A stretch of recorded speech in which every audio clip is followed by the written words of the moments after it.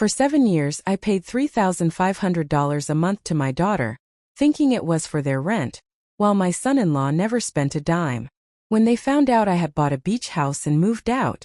Subscribe to the channel for more stories like this, and comment the city you're watching from. My name is Judy, and at 66 years old, I thought I knew what unconditional love looked like. For 7 years, I had been transferring $3,500 every month to my daughter Sarah's account. Not once did I question it. Not once did I hesitate. When she called that first time, her voice trembling with what I believed was genuine desperation, telling me they couldn't make rent, my heart broke for her. "Mom, I'm so embarrassed to ask this," she had said, sniffling into the phone. "But David's hours got cut at work and we're short on rent. Could you help us just this once? Just this once." Those 3 words echoed in my mind as I sat in my kitchen this morning, staring at a bank statement that made my stomach turn. 7 years of just this once. 7 years of $3,500 flowing from my retirement account into their lives while I ate generic cereal and wore the same 3 sweaters. The discovery came by accident, the way truth often does. I was at Sarah's house last week, babysitting my grandson Tommy while she and David went to what she called a work dinner. I needed to use her laptop to show Tommy a video, and when I opened it, her banking app was still logged in. What I saw made my breath catch in my throat. Their joint checking account showed a balance of $47,000. $47,000. I blinked, certain I was seeing things wrong, but there it was, in bold black numbers. Below that, a list of transactions that made my hands shake. Expensive restaurants. Designer clothing stores. A payment to something called Elite Fitness Club for $250. Another for a weekend getaway to Napa Valley. My $3,500 from last month was listed there too, deposited just 3 days earlier. But it wasn't being used for rent. It was sitting there, making their comfortable life even more comfortable. I closed the laptop with trembling fingers, my heart pounding so hard I thought Tommy might hear it. When they came home that night, laughing and smelling like expensive wine, I looked at David differently. Really looked at him. His designer watch. His perfectly tailored shirt. The way he casually tossed his keys onto the granite countertop of their renovated kitchen. "Thanks for watching Tommy, Mom," Sarah said, kissing my cheek. "You're a lifesaver." A lifesaver. The irony wasn't lost on me. I drove home in silence, my mind racing through 7 years of conversations. 7 years of we're struggling and money's tight, and David's looking for better work. 7 years of me cutting back on everything, skipping my book club lunches, putting off dental work, buying clothes at thrift stores so I could help my daughter and her family stay afloat. But they weren't drowning. They were swimming in luxury while I was barely keeping my head above water. That night I couldn't sleep. I sat at my kitchen table with my laptop open, going through my own bank statements. The numbers were devastating. Over 7 years, I had given them $294,000. Nearly $300,000 from my retirement savings gone. I thought about my late husband, Robert. How hard he had worked to build that nest egg for us. How he used to joke that we'd spend our golden years traveling, seeing the world we'd been too busy to explore while raising our family. Instead, I'd been funding my daughter's secret life of luxury, while convincing myself I was helping her survive. The worst part wasn't the money, though. It was the realization that I had been nothing more than a convenient ATM to my own daughter. Every phone call, every visit, every "I love you, Mom." How much of it had been genuine, and how much had been carefully calculated to keep the money flowing.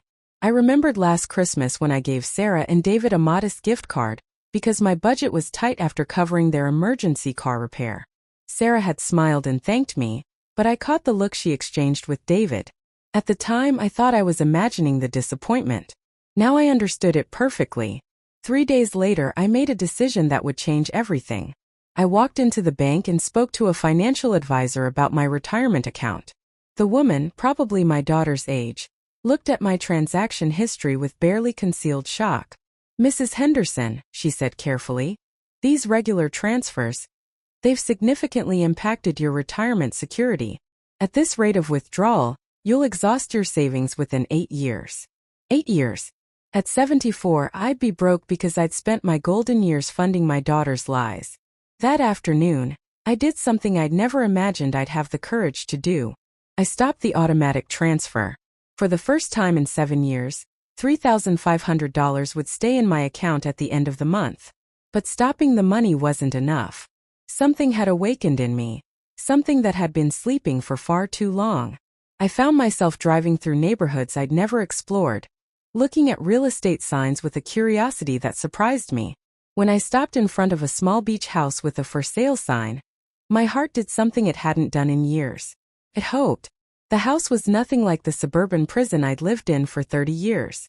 It was small, weathered, with blue shutters and a wraparound porch that faced the ocean. The price was reasonable, especially with the money I'd no longer be sending to Sarah every month. I called the realtor that day. 2 weeks later, I signed the papers. I was now the owner of a beach house 40 minutes from my daughter's perfect suburban life. I hadn't told her about the house yet.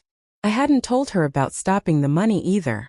I knew both conversations were coming, and I knew they would change everything between us forever. But as I stood on the porch of my new home, watching the sunset paint the sky in shades of orange and pink, I felt something I hadn't experienced in 7 years. Freedom. Looking back now, the signs were everywhere. I just chose not to see them because acknowledging the truth would have meant admitting that my own daughter was capable of such calculated deception. It started innocently enough, or so I told myself. Sarah had just gotten married to David, and they were young, ambitious, trying to build their life together. When that first call came asking for help with rent, it seemed natural. What mother wouldn't help her child in need? But the calls kept coming, each one accompanied by a perfectly crafted story designed to tug at my heartstrings. Mom, the washing machine broke, and the landlord says we have to replace it ourselves. It's going to cost $800 we don't have. David's car needs major repairs, and if he can't get to work, we'll lose everything. The daycare increased their rates, and we're already stretched so thin with Tommy. I remember feeling so proud of myself for being the kind of mother who could swoop in and save the day. Sarah would call me crying, and within hours the money would be in their account. The relief in her voice when she called to thank me made me feel needed, important, like I was making a real difference in their lives. What I didn't realize was how carefully orchestrated these calls were. They always came right before Sarah knew I'd be getting my monthly pension deposit or my Social Security check. She knew exactly when I'd have money available, and she timed her emergencies perfectly. I started keeping a mental list of all the crises that required my $3,500 solution. In the first year alone, there were 2 broken appliances, 1 car emergency, 3 months where David's hours were allegedly cut, a medical emergency for Tommy that insurance didn't fully cover, and unexpected tax bills. Every single month, something catastrophic happened that only my money could fix. The worst part is that I started planning my own life around these emergencies. I'd get my deposit, set aside the $3,500 for Sarah's inevitable call, and then figure out how to live on what was left. My own expenses became secondary to her manufactured crises. I stopped going out with friends because I couldn't afford dinner and drinks. I canceled my cable subscription, switched to the cheapest phone plan, and started shopping at discount grocery stores. When my car needed new tires, I put it off for months because I couldn't bear the thought of not having Sarah's money ready when she needed it. Meanwhile, every time I visited their house, I noticed small improvements. New furniture that Sarah would explain away as, "We got such a great deal," or David's bonus came through. A renovated kitchen that was mostly DIY, and we saved for months. Designer handbags that were gifts from David's mother. I believed every explanation because I wanted to, because the alternative was too painful to consider. David played his role perfectly too. He was always charming, always grateful when I helped out. He'd give me big hugs and call me the best mother-in-law in the world. But I started noticing that he never seemed stressed about money, never seemed worried about the constant financial emergencies that plagued their household. In fact, David seemed remarkably relaxed for someone whose hours were constantly being cut, whose car was always breaking down, whose family was supposedly living paycheck to paycheck. He'd talk about his job like he enjoyed it, mention coworkers by name, discuss projects he was excited about. It didn't sound like the precarious employment situation Sarah described in her desperate phone calls. The most painful memory is from 2 years ago, during Tommy's 6th birthday party. I had just sent the usual $3,500 the week before for what Sarah called an unexpected tax bill. I brought a modest gift for Tommy, a toy truck I'd found on clearance. I watched as Tommy opened gift after gift from David and Sarah. Expensive electronic toys, designer clothes, a bicycle that cost more than I spent on groceries in 2 months. When Tommy got to my gift, Sarah's smile became strained. "That's so thoughtful of you, Mom," she said, but her tone was flat. Later, when she thought I couldn't hear, I caught her telling David, "I wish Mom could afford to do more for Tommy's birthdays." I stood there, holding my purse that contained the receipt for the $3,500 transfer from just days before, and felt something crack inside my chest. I was giving them more money each month than many people earned in salary, and she was disappointed that my gift wasn't expensive enough. The breaking point should have been last Christmas. I had told Sarah I couldn't afford much this year because my property taxes had increased, and my heating bills were higher than expected. She sighed dramatically and said, "I understand, Mom. Money is tight for everyone." Then David walked into the room wearing a watch I'd never seen before. When I complimented it, he smiled proudly and said, "Sarah surprised me with it for our anniversary. Isn't she amazing?" The watch was a Rolex. I knew because Robert had always wanted one but said it was too impractical in expense. I looked it up online when I got home. $3,000 minimum. Sarah had bought David a $3,000 watch in the same month. She told me they were struggling to pay their heating bill. The same month I sent them $3,500 for their supposed financial emergency. I should have confronted her then. I should have demanded answers, set boundaries, asked the hard questions. But I didn't. Because confronting Sarah meant risking losing her, and losing her meant losing access to Tommy, and the thought of that was unbearable. So I kept sending the money, kept believing the stories, kept cutting back on my own life to fund theirs. The lies became more elaborate over time. David's job went from cutting his hours, to restructuring his department, to going through a rough patch company-wide. But somehow, this company that was allegedly struggling kept sending David on business trips, kept giving him bonuses, kept maintaining his full benefits package. Sarah's stories evolved too. Instead of simple emergencies, she started talking about investing in our future and making smart financial decisions. The $3,500 wasn't just keeping them afloat anymore. It was helping them build wealth. "We're putting some into savings each month now," she told me proudly during one of our calls. "David says we need to think about Tommy's college fund." I should have asked why they needed my money to save if they were financially stable enough to invest.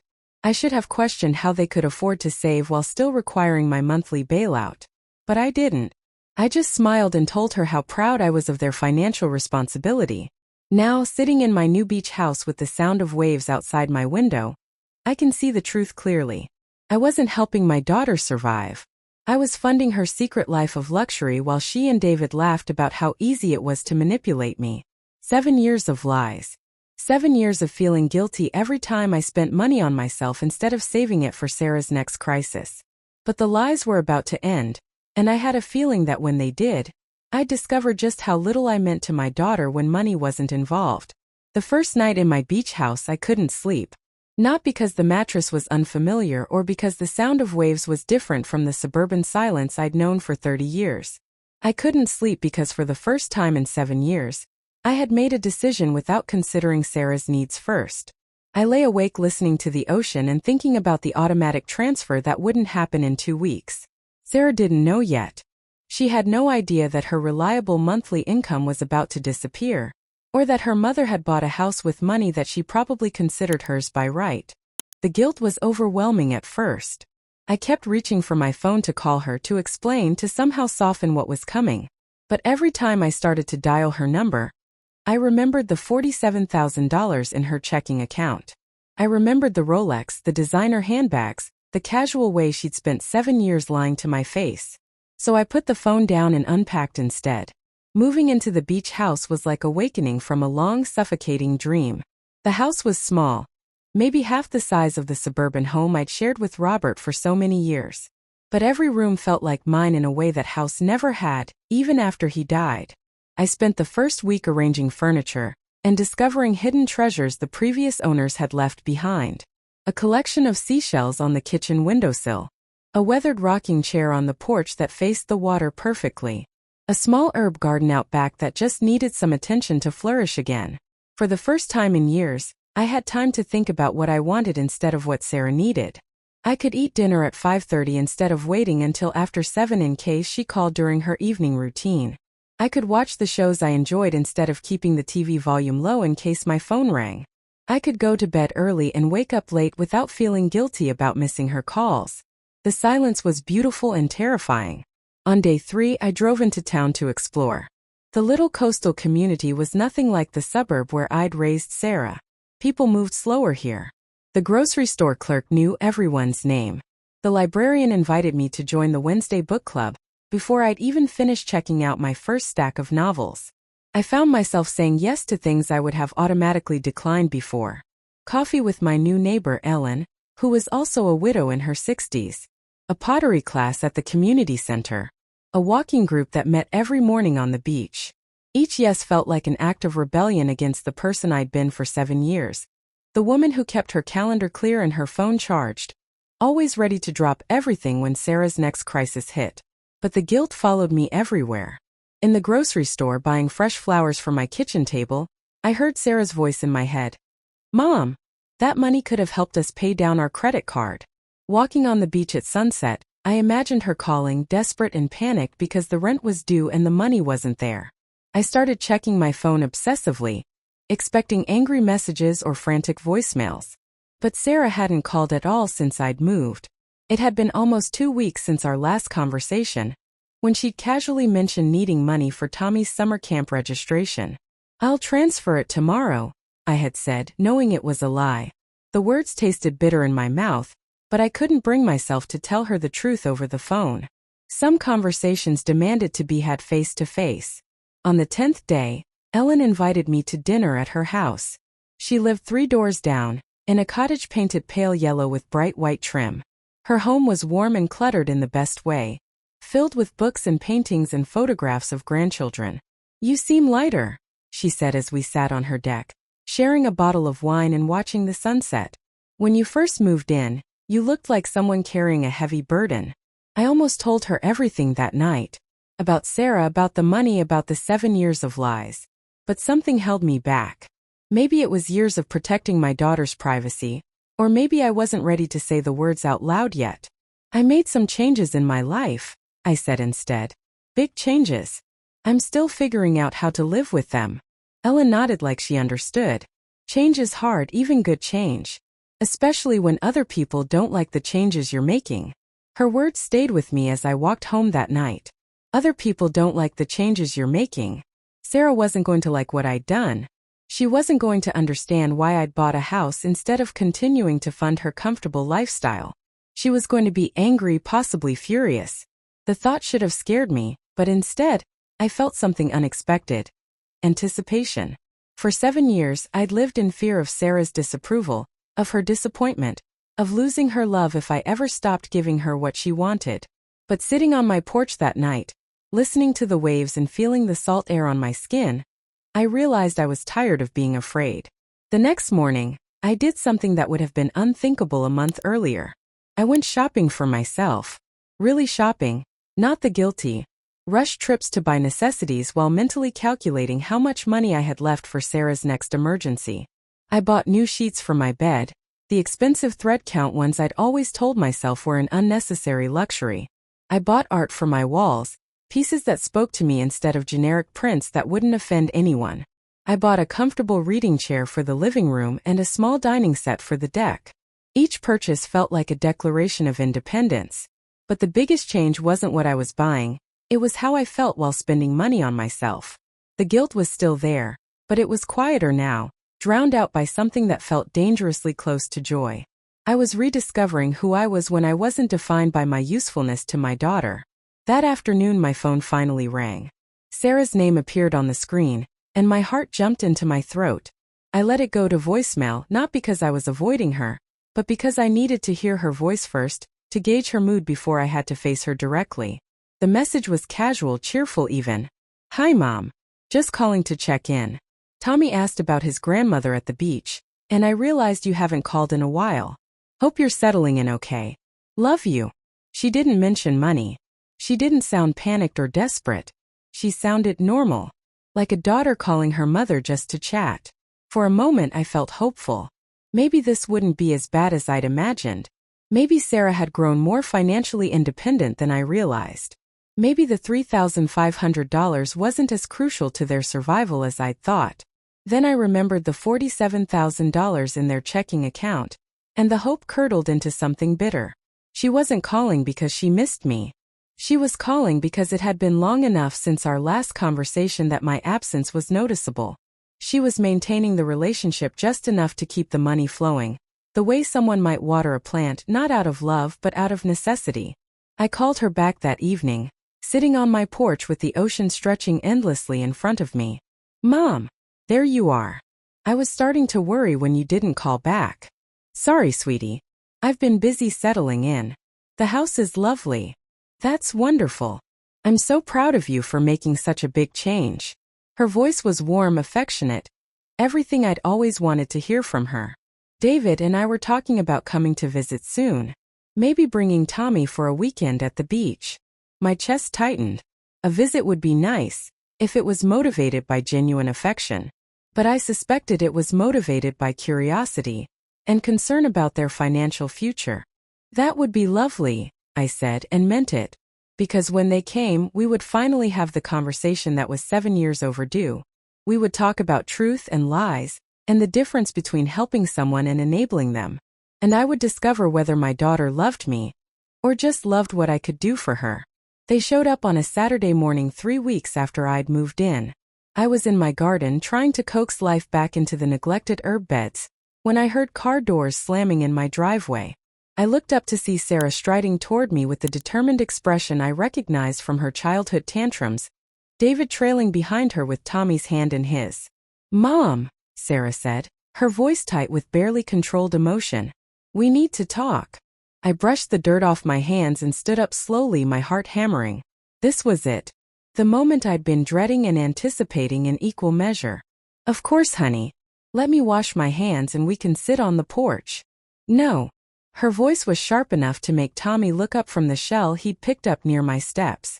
"We need to talk inside. Privately." David scooped Tommy up. "Come on, buddy. Let's go explore the beach while Mommy and Grandma talk." I watched them walk away, David's shoulders tense, Tommy chattering excitedly about the waves. Then I followed Sarah into my living room, my legs feeling unsteady.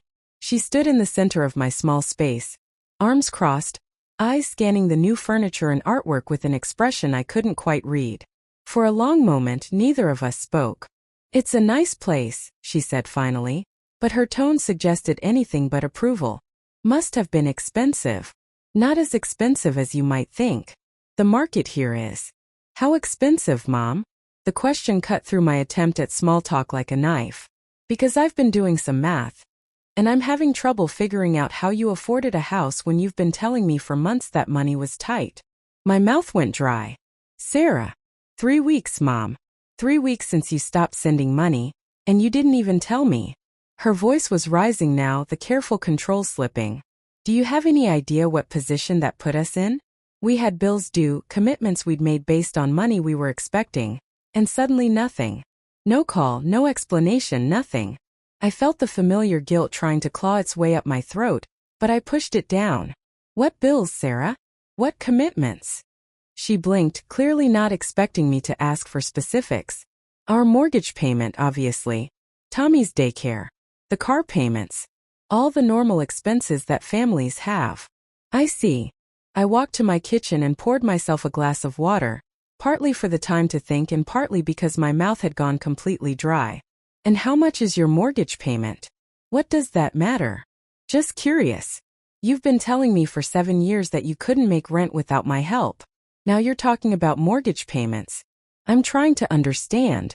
Sarah's face flushed red. "We bought the house 2 years ago. You knew that." "I knew you moved. You told me you were renting a bigger place." The lie hung between us like a physical thing. When did renting become buying? And when did $3,500 become not enough to cover your housing costs? "Mom, what is this? Some kind of interrogation? I'm your daughter. We needed help and you provided it. Now suddenly you're acting like I did something wrong." The audacity of it took my breath away. 7 years of lies, of manipulation, of taking my money while living in luxury, and she was acting like the victim in this conversation. I saw your bank account, Sarah. The words dropped into the silence like stones into still water. Sarah's face went white, then red, then white again. You what? 3 weeks ago when I was babysitting Tommy, your laptop was open to your banking app. I saw the balance. $47,000.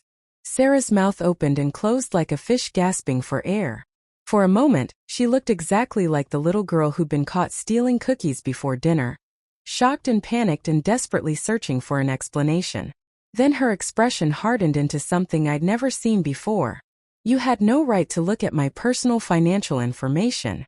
You're right, I said calmly. I should have asked years ago to see where my $3,500 was going every month. I should have asked why you needed my money when you clearly had plenty of your own. It's not that simple. It's exactly that simple, Sarah. You've been lying to me for 7 years. Taking my retirement money, my Social Security, money your father worked his entire life to save, and using it to fund your lifestyle while telling me you were struggling to survive. She stood up abruptly, pacing to the window that looked out over the water. When she turned back, her eyes were blazing. You want to know the truth, Mom? Fine. Yes, we have money in savings. Yes, David makes good money at his job. But do you know how expensive it is to raise a child these days? Do you know what it costs to maintain a house, to save for college, to have any kind of security? Then why didn't you just tell me that? Why the elaborate lies about rent money and emergencies? Her laugh was bitter. Because I know you, Mom. If I'd told you we were comfortable but wanted help building wealth for Tommy's future, what would you have said? The question hit me like a physical blow. Because she was right and we both knew it. I would have said no. I would have told her that comfortable people don't need help from their parents' retirement funds. So you lied, I said quietly. For 7 years you lied to me because you knew I wouldn't willingly give you money you didn't actually need. I never thought of it as lying. I thought of it as strategic communication. Strategic communication. I stared at my daughter, this woman I'd raised, whom I'd loved unconditionally, who was standing in my living room defending 7 years of fraud with corporate buzzwords. And David? Was he part of this strategic communication? Sarah's silence was answer enough. So both of you knew. Both of you sat at my dinner table, accepted my help with gratitude, let me believe I was saving you from financial disaster, while you had more money in the bank than I've ever had. Mom, do you know what I sacrificed for you? The words came out harder than I'd intended, years of suppressed resentment finally finding their voice. I stopped going out with friends because I couldn't afford it after sending you money. I put off medical appointments because the copays were too expensive. I wore the same clothes for years and bought generic everything so I could afford to help you. Sarah's face crumpled slightly. I didn't ask you to do that. You didn't have to ask. That's what mothers do when their children are struggling. Except you weren't struggling, were you? We had goals, Mom. Plans for our future, for Tommy's future. Your money helped us achieve those goals. My money helped you achieve your goals while I put mine on hold. I sat down heavily on my couch, suddenly exhausted. Do you know when the last time was that I bought myself something I wanted instead of something I needed? Do you know when I last took a vacation? Or went to a nice restaurant? Or bought a book without checking the price first? Sarah sat back down across from me, her anger seeming to deflate. I'm sorry you felt like you had to sacrifice. But Mom, you never told me you were struggling. You always made it sound like the money wasn't a problem for you. Because I loved you. Because I wanted to help my daughter who I thought needed me. I did need you. I do need you. No, Sarah. You needed my money. There's a difference. The words hung between us like a chasm. Outside, I could hear Tommy's laughter mixing with the sound of waves. David's voice calling out warnings about staying away from the rocks. So what now? Sarah asked finally. You're just going to cut us off completely? Punish us because we weren't poor enough to deserve your help? I'm going to stop pretending that our relationship is about anything other than money. She flinched like I'd slapped her. That's not fair. Isn't it? When was the last time you called me just to talk? When was the last time you visited when you didn't need something? When was the last time you asked about my life, my happiness, my dreams? Sarah's mouth opened, but no words came out. I bought this house with the money I would have sent you last month. For the first time in 7 years, I spent that money on something that makes me happy instead of something that makes you comfortable. And you know what? I don't feel guilty about it. Mom, I feel free. The front door opened and David's voice called out cheerfully. How's the talk going? Tommy's getting hungry. Sarah stood up, her face composed again, the mask sliding back into place. We're finished, she called back. Then she looked at me with an expression I'd never seen before, something cold and calculating. I hope you're happy, Mom. I hope your little house was worth destroying our relationship. She walked toward the door then paused. By the way, don't expect to see Tommy very much anymore. It's too confusing for him to have a grandmother who cares more about her own comfort than her family's well-being. The door slammed behind her, and I was alone in my beautiful little house with the sound of the ocean and the echoes of my daughter's final, calculated cruelty. Through the window, I watched them load Tommy into their car, Sarah's movements sharp and angry, David glancing back at the house with an unreadable expression. As they drove away, I realized that Sarah had just confirmed everything I'd suspected about our relationship. When the money stopped, so did her love. The first 3 days after Sarah's visit were the hardest. I kept reaching for my phone to call her, to apologize, to somehow fix what felt irreparably broken. The silence in my house felt different now, not peaceful but hollow. Every time I heard a child's laughter from the beach, I thought of Tommy and wondered if I'd ever see him again. But on the 4th day, something shifted.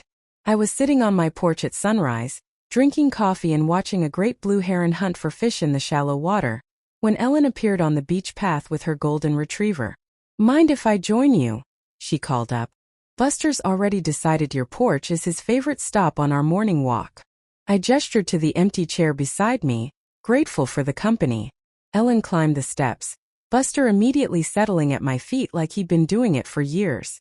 You look like you've been through a war, Ellen said, settling into the chair with her own travel mug of coffee.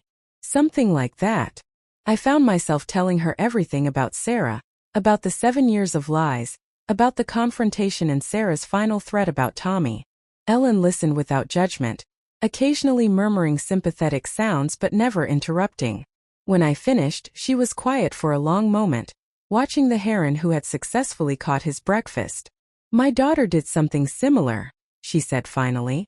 Not money but emotional manipulation. Made me feel like I had to choose between my own well-being and her approval. It took me years to realize that wasn't a choice I should have to make. How did you handle it? Ellen smiled, but it was sad around the edges. I chose myself. It was the hardest thing I'd ever done, but also the most important. And you know what happened? I shook my head. She eventually came back. Not right away, it took almost 2 years. But she came back with respect instead of demands. Sometimes people need to lose you to realize what they actually lost. Ellen's words stayed with me as I began to build a routine that was entirely my own. I joined the Wednesday book club at the library, where I discovered a love for mystery novels I'd never allowed myself to explore. I started taking the pottery classes at the community center, my hands learning to shape clay while my mind learned to shape a new version of myself. Most surprisingly, I joined the morning beach walking group. 8 women, ages ranging from 55 to 78. Who met at 7 o'clock every morning to walk 3 miles along the shore. They welcomed me like I'd always been part of their circle, and I found myself looking forward to their easy chatter about books and grandchildren and local politics. You're blooming, said Margaret, a 70-year-old retired teacher who had the sharpest wit in the group. When you first joined us, you looked like someone who was apologizing for taking up space. Now you look like someone who knows she belongs here. The observation startled me because I realized she was right. For the first time in years, I felt like I belonged somewhere not because of what I could provide, but simply because of who I was. I started painting again, something I hadn't done since before Sarah was born. I set up an easel on my porch and spent afternoons trying to capture the way the light changed on the water throughout the day. My early attempts were clumsy, rusty, but there was something healing about mixing colors and losing myself in the process of creation. One afternoon, as I was painting a particularly spectacular sunset, my neighbor from 2 houses down stopped on the beach path. That's beautiful, she called up. Are you selling any of your work? I almost laughed. The idea of someone wanting to buy something I created seemed impossible. But something made me say, I hadn't thought about it. Well, you should. I'd love to have one of your beach scenes for my guest room. That night, I researched local art galleries and discovered there was a small co-op downtown that featured work by local artists. On impulse, I walked in the next day with 3 of my better pieces. These are lovely, said the gallery owner, a woman about my age with paint-stained fingers and kind eyes. Very peaceful but with real energy. How long have you been painting? 35 years, I said. But I just started again after a long break. Well, your technique is solid and you have a good eye for color. I'd be happy to include these in our next show. Walking home that day, I felt something I hadn't experienced in decades. Pride in my own accomplishments. Not pride in my ability to solve someone else's problems or provide for someone else's needs, but pride in something I had created purely for the joy of creating it. But the real test of my newfound strength came 6 weeks after Sarah's visit, when she called again. I was in my garden, planting the fall flowers I'd bought at the farmer's market, when my phone rang. Sarah's name on the screen still made my heart jump, but this time I didn't automatically answer. I let it ring while I finished planting the last marigold, then washed my hands before calling her back. Mom! Her voice was different, smaller, less certain than it had been during our confrontation. Hi, sweetheart. She paused, and I could hear her breathing. I wanted to apologize for what I said when I left. About Tommy. That was cruel. The admission surprised me. In all our years of conflict, Sarah had rarely apologized for anything. Thank you for saying that. I've been thinking about our conversation, about everything you said. Another pause. You were right about some things. Some things. Not everything. I noticed the careful qualifier but chose not to comment on it. I'm glad you've been thinking. The thing is, Mom, we really are in a difficult spot now. Without the monthly help, we're having to make some major adjustments. David's talking about us maybe having to sell the house, downsize. It would be devastating for Tommy to have to change schools. There it was. Not a real apology, but another request for money dressed up in remorse and veiled threats about Tommy's well-being. The old me would have crumbled.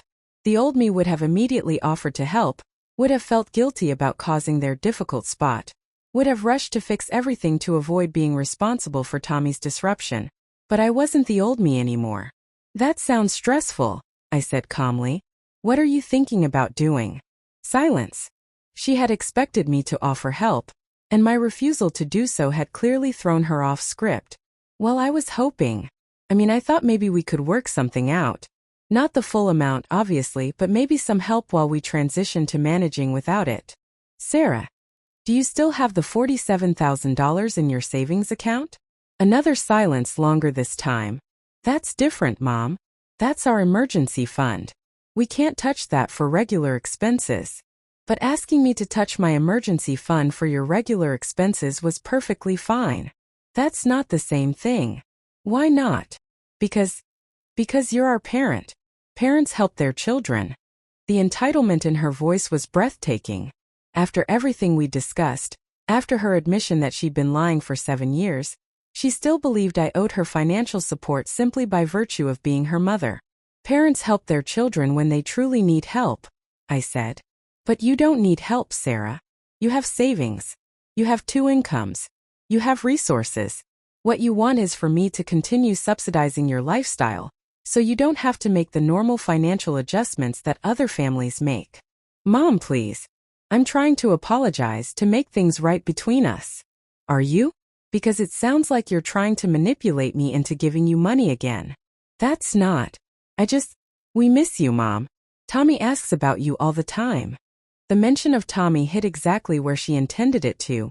But instead of guilt, I felt something unexpected. Clarity. If you miss me, Sarah, then come visit. Bring Tommy to the beach. Let's spend time together that isn't about money or what I can do for you. Let's see if there's a relationship underneath all of this. Of course there is. You're my mother. Then prove it. Come see me because you want to spend time with me, not because you need something from me. The silence stretched so long I thought she might have hung up. I'll think about it, she said finally. You do that. After I hung up, I sat in my garden surrounded by the flowers I'd planted with my own hands, in the soil of the home I'd bought with my own money, and realized something profound had just happened. For the first time in my relationship with Sarah, I had held my ground without apologizing for it. And the world hadn't ended. 3 months passed before I heard from Sarah again. 3 months during which I lived more fully than I had in years. My paintings were featured in the gallery's autumn show. And I sold 2 pieces to tourists who said my work captured something peaceful they wanted to take home with them. I learned to make pottery bowls that were functional and beautiful. I read 12 books, took countless walks on the beach, and had more genuine conversations with my new friends than I'd had in years with my own daughter. Most importantly, I learned to enjoy my own company. For decades, I'd filled my time with activities designed to make me useful to others, cooking elaborate meals for family gatherings, volunteering for causes I didn't really care about, maintaining a house that was too big and a yard that was too demanding. Now I filled my days with things that brought me joy, and the difference was revolutionary. The call came on a Tuesday evening in November. I was sitting by my fireplace, reading and listening to the rain against my windows, when Sarah's name appeared on my phone. Mom! Her voice was different again. Not manipulative this time, but genuinely uncertain. Could I come see you this weekend? Just me. Of course, sweetheart. I need to talk to you about some things. Important things. She arrived on Saturday morning looking tired and older than her 34 years. I made coffee and we sat on my porch despite the cool November air, both of us bundled in sweaters, watching the gray waves roll endlessly toward shore. I've been seeing a therapist, she said without preamble. I nodded, waiting. David and I have been having problems. Not just about money but about other things. About the way we've been living, the way we've been making decisions. She paused, staring out at the water. About the way I've been treating you. What does your therapist say? Sarah laughed, but it wasn't a happy sound. She says I have an entitlement complex. She says I've been emotionally manipulating you for years, and that I probably learned it from watching my father. The mention of Robert surprised me. Your father? Come on, Mom. You know how he was. How he'd sulk when he didn't get his way. How he'd make you feel guilty for spending money on yourself. How everything was always about what he wanted and needed. She looked at me directly for the first time since arriving. I learned from the master. I felt something shift in my chest, a recognition I'd been avoiding for years. Robert had been controlling about money, had made me feel selfish for wanting things he deemed unnecessary. I told myself it was just his way, that he'd grown up poor and was careful with finances. But Sarah was right.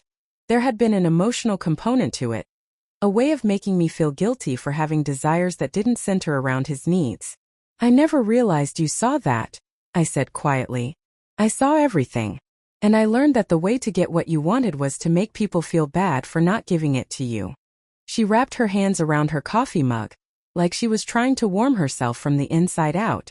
I've been doing it to David too, making him feel guilty for not earning more, for not wanting the same lifestyle I wanted, for questioning why we needed your money when we had our own. What happened? He finally stood up to me. 3 weeks ago, he said he was tired of living off your retirement fund and feeling like a failure because I was never satisfied with what he provided. He said either we figure out how to live within our means, or he was done. I studied my daughter's profile as she stared out at the ocean. What did you do? I panicked. I called you, thinking if I could just get you to help us one more time, I could prove to him that our lifestyle was sustainable. She turned to me with tears in her eyes. But you didn't take the bait. For the first time in my life, you didn't rescue me from the consequences of my choices. How did that feel? Terrifying. And then liberating. She wiped her eyes with the back of her hand. I had to actually look at our finances, really look at them. Do you know we were spending almost $6,000 a month more than David earns? I did the math quickly. So you were living off your savings and my money. Exactly.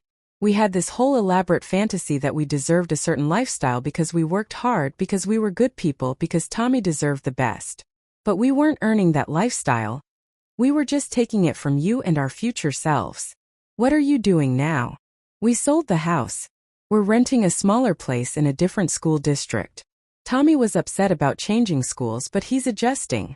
David took on some freelance work, and I got a part-time job. She smiled ruefully. We're actually living within our means for the first time since we got married. How does that feel? Hard.